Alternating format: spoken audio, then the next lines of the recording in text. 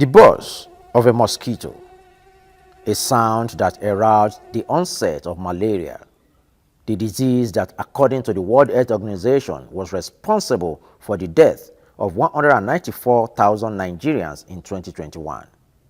In 2022, the toll dropped slightly to 189,321, only to rise again in 2023 to 200,000.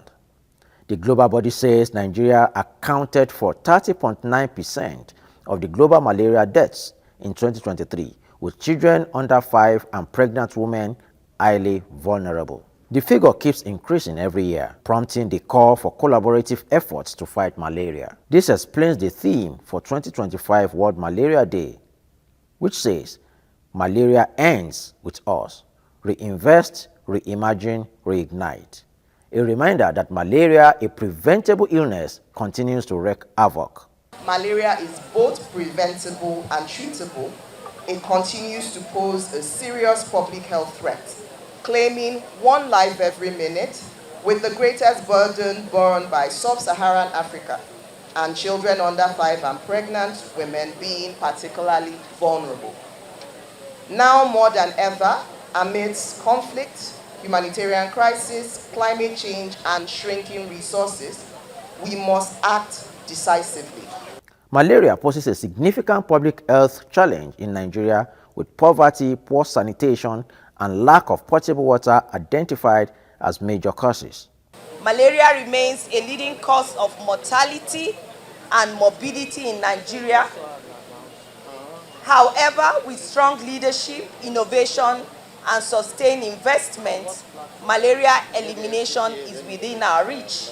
Nigeria has witnessed a gradual decline in malaria prevalence, and we eagerly anticipate the results of the upcoming 2025 prevalence survey, which is expected to reflect in our continuous progress.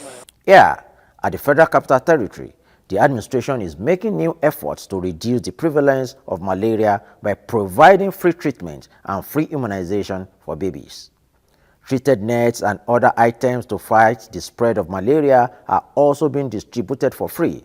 At this event, there was a demonstration of how nursing mothers should use mosquito nets. We are also strengthening our monitoring systems. We are scaling up interventions. We are collaborating with partners, as you can see today, both local, national, and international. But I said again, the government cannot do it alone. We need health workers, we need parents, we need teachers, we need our religious fathers, we need heads of community to fight malaria. We have given examples here. Sleep under insecticide-treated mosquito nets. Keep your surroundings clean. If you have symptoms of malaria, don't say it is only malaria. Malaria is a killer. Go to the nearest health facility, get treated, and in FCT, for this period, your treatment is free. The Federal Capital Territory Administration is hopeful that these measures will reduce the exposure of children and pregnant women and eventually force down the number of deaths from malaria in the FCT. Tunji Olanipekun, Arise News.